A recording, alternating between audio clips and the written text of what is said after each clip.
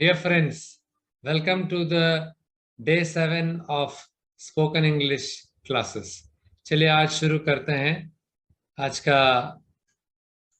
का जो लेसन है वो शुरू करते हैं। वो है फ्यूचर सिंपल टेंस। स्क्रीन में देखें ध्यान से, और मैं अपना वीडियो बंद करता हूँ।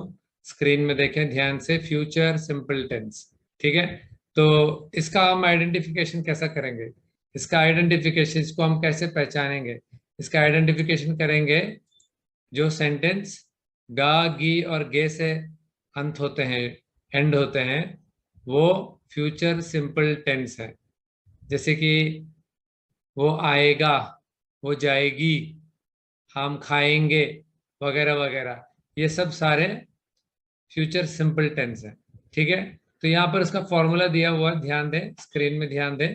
एफर्मेटिव यानी कि नॉर्मल वाला सेंटेंस हो तो एफर्मेटिव सेंटेंस में फॉर्मूला आता है सब्जेक्ट प्लस विल या शैल प्लस वी1। ठीक है, और नेगेटिव, अगर नेगेटिव कहना है तो subject plus will shell plus not plus V1. ध्यान दें, यहाँ पर दोनों एफर्मेटिव और नेगेटिव में, दोनों में V1 लगेगा। V1 यानी कि वर्ब का बेस फॉर्म लगेगा। और जैसे कि नेगेटिव में पहले भी बताया है, तीसरे नंबर पे नॉट लगेगी। विल या शैल के बाद नॉट लगेगी, विल या शैल के बाद। ठीक है, यहाँ पर मैं ये चेंज कर रहा हूँ, विल या शैल के बाद नॉट लगेगी। तो नेगेटिव सेंटेंस जब बनाएंगे सिर्फ तीसरे नंबर पे नॉट लगेगी। अगर नॉट नहीं लगेगी तो वो एफर्मेटिव सेंटेंस बन जाएगा। तो ये दोनों ध्यान दें। अब इसमें आप सोच रहे होंगे कि ये शैल और विल क्या है। शैल और विल दोनों एक जैसे ही इस्तेमाल करते हैं, मगर शैल लगेगा आई और वी के साथ, और विल लगेगा you, they, she, name, it के बाद। ठीक है, आई और वी के बाद शैल लगेगी, और यू, दे, शी, नेम और इट के बाद विल लगेगी। तो इसमें कंफ्यूजन कुछ लोगों को है कि ये शैल और विल में फर्क क्या है। फर्क कुछ नहीं है, फर्क इतना ही है कि शैल थोड़ा सा पुराना इस्तेमाल है और विल नया इस्तेमाल है।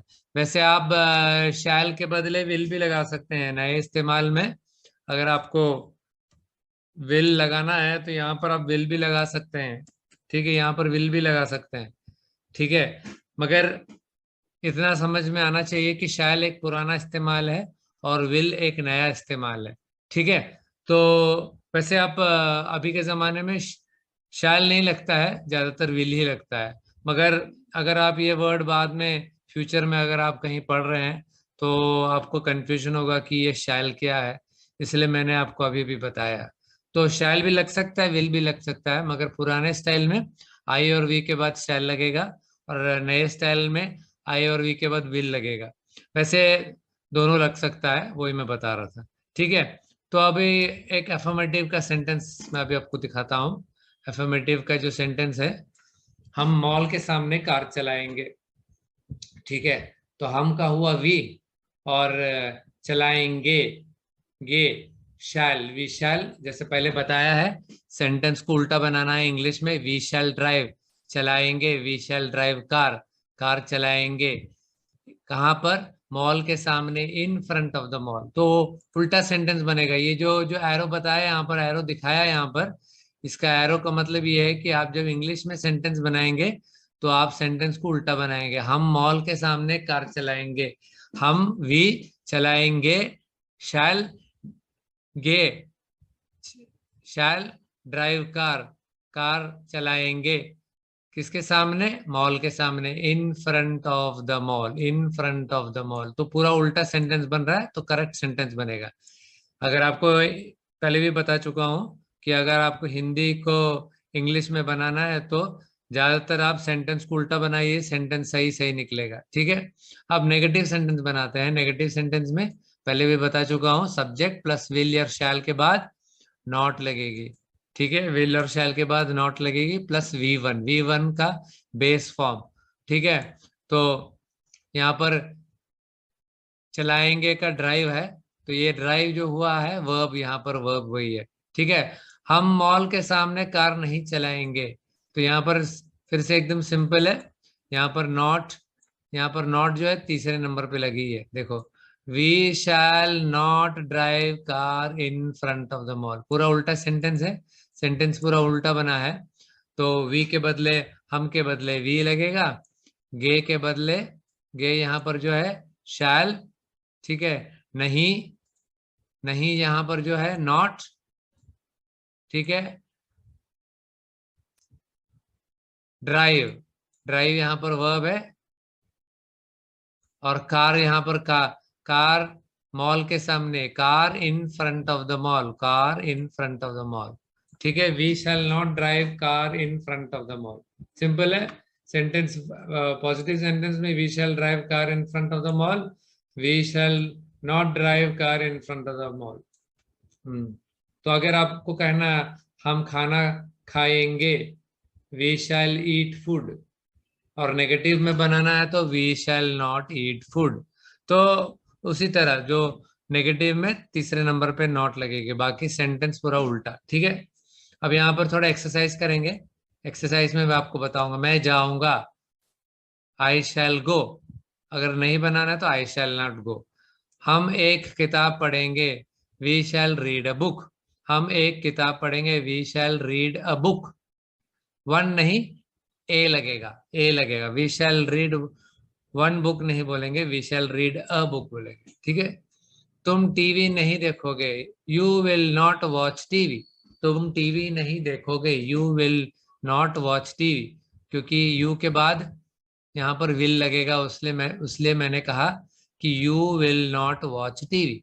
क्या तुम पतंग उड़ाओगे, क्वेश्चन मार्क है यहाँ पर, ये इंट्रोगेटिव क्वेश्चन है, इंट्रोगेटिव सेंटेंस है। तो क्या बोलोगे, क्या तुम पतंग उड़ाओगे? Will you fly kite, will you fly kite, you will fly kite मतलब तुम पतंग उड़ाओगे। अगर सेंटेंस इंट्रोगेटिव में बनाना है तो will you fly kite, will you fly kite, ठीक है। मैं केजरीवाल को पत्र लिखूंगा, ठीक है, मैं केजरीवाल को पत्र लिखूंगा। तो अगर ये लिखूंगा, I shall write letter to Kejriwal, I shall write letter to Kejriwal, ठीक है। हम सेब नहीं खाएंगे, ये नेगेटिव सेंटेंस है, हम सेब नहीं खाएंगे, we shall not eat apple. या तो फिर आप कह सकते हैं we will not eat apple, दोनों ठीक है, मगर शैल का जो यहाँ पर इस्तेमाल आपको अगर पता करना है तो इसलिए मैंने सेंटेंस बनाया शैल के हेल्प से। We shall not eat apple. तुम फिल्म नहीं देखोगे, ये भी एक नेगेटिव सेंटेंस है, तुम फिल्म नहीं देखोगे, you shall not watch movie. Movie जब होगा, मूवी या टीवी होगा तो हम वॉच बोलते हैं, वो भी देखना ही है, सी नहीं बोलते हैं, वॉच देख बोलते हैं। You shall not watch movie, तुम फिल्म नहीं देखोगे। पिताजी तुम्हें पीटेंगे, father will beat you, father will beat you, वहां नेम जैसा है father, father will beat you, ठीक है। माता जी खाना नहीं पकाएगी, माता जी खाना नहीं पकाएगी, mother shall not, mother will not cook food, mother will not cook food, ठीक है। और उसके बाद तुम अंग्रेजी बोलोगे, यू शैल स्पीक इंग्लिश, तुम अंग्रेजी बोलोगे, यू शैल स्पीक इंग्लिश। हम मोबाइल खरीदेंगे, वी शैल बाय मोबाइल, ठीक है, वी विल बाय मोबाइल भी ठीक है, we shall buy mobile, we will buy mobile, ठीक है। सचिन क्रिकेट नहीं खेलेगा, Sachin will not play cricket, Sachin will not play cricket. मैं तुम्हें शादी में नहीं बुलाऊंगा, I shall not call you for wedding, शादी होता है वेडिंग, शादी में, for wedding, I shall not call you for wedding. क्या तुम मुझसे शादी करोगे, ये क्वेश्चन मार्क है यहाँ पर, तो क्वेश्चन लगा देते हैं यहाँ पर एक, क्या तुम मुझसे शादी करोगे, विल यू मैरी मी, क्या तुम मुझसे शादी करोगे, ठीक है। बाकी जो है होमवर्क करना, ड्राइवर हमें ले जाएगा, क्या तुम शादी में आओगे, मैं तुम्हें, तुमसे बात नहीं करूंगा, वह उसे कल बताएगा, तुम कभी नहीं समझोगे, क्या तुम मुझे कुछ नहीं बताओगे।